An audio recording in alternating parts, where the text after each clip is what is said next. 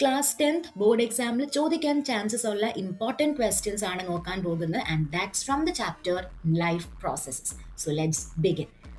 First question പറയുന്നത് നമ്മുടെ സലൈവയ്ക്കകത്ത് salivary amylase ഇല്ല എന്നുണ്ടെങ്കിൽ ഏത് പ്രോസസ്സിനെയാണ് അത് ബാധിക്കുക? ഈ താഴെ പറഞ്ഞിരിക്കുന്നതാണ് അതിൻ്റെ ഓപ്ഷൻസ്. ക്വസ്റ്റ്യൻ നമ്പർ 2, ഇവിടെ നിങ്ങൾക്ക് ഒരു ബോമൻസ് ക്യാപ്സ്യൂളും ഗ്ലോമറുലസിൻ്റെയും ഇമേജ് തന്നിട്ടുണ്ട്. ഇതിൽ 2ഉം 3യും ലേബൽ ചെയ്ത പാർട്സ് ഏതൊക്കെയാണ് എന്നാണ് ക്വസ്റ്റ്യൻ. നെക്സ്റ്റ് ക്വസ്റ്റ്യൻ, ഈ താഴെ പറഞ്ഞിരിക്കുന്ന ഫങ്ഷൻസിൽ ഏതാണ് ലിംഫിന്റെ ഫങ്ഷൻ അല്ലാത്തത്? ക്വസ്റ്റ്യൻ വായിക്കുമ്പോൾ ശ്രദ്ധിച്ച് വായിക്കാം. ഏതാണ് ലിംഫിന്റെ ഫങ്ഷൻ അല്ലാത്തത്? ഇവിടെ നിങ്ങൾക്ക് ഒരു ടേബിൾ തന്നിട്ടുണ്ട്. ഈ ടേബിളിൽ ഒരു പെർട്ടിക്കുലർ ബ്ലഡ് വെസലിലൂടെ ഫ്ലോ ചെയ്യുന്ന ബ്ലഡിന്റെ ഫീച്ചേഴ്സ് ആണ് പറഞ്ഞിരിക്കുന്നത്.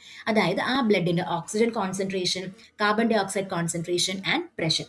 ഇതിനെ ബേസ് ചെയ്തിട്ട് ആ പെർട്ടിക്കുലർ ബ്ലഡ് വെസൽ ഏതാണ് എന്ന് വേണം നിങ്ങൾ ഐഡന്റിഫൈ ചെയ്യേണ്ടത്. ഇവിടെ നിങ്ങൾക്ക് 2 ഫ്ലാസ്ക് കാണാം, ഫ്ലാസ്ക് എയും ഫ്ലാസ്ക് ബിയും. അതിൽ ഫ്ലാസ്ക് എയിൽ ഒരു കാൻഡിൽ ബേൺ ചെയ്യുന്നുണ്ട്, അതിന്റെ തൊട്ടടുത്ത് ഒരു ജീവനുള്ളൊരു പാറ്റയും പ്ലേസ് ചെയ്തിട്ടുണ്ട്. ഫ്ലാസ്ക് ബിയിലാണെങ്കിലോ കാൻഡിൽ ബേൺ ചെയ്യുന്നുണ്ട്, അതിന്റെ കൂടെ തന്നെ ഒരു ഡെഡ് കോക്രോച്ചിനെയാണ് പ്ലേസ് ചെയ്തിട്ടുള്ളത്.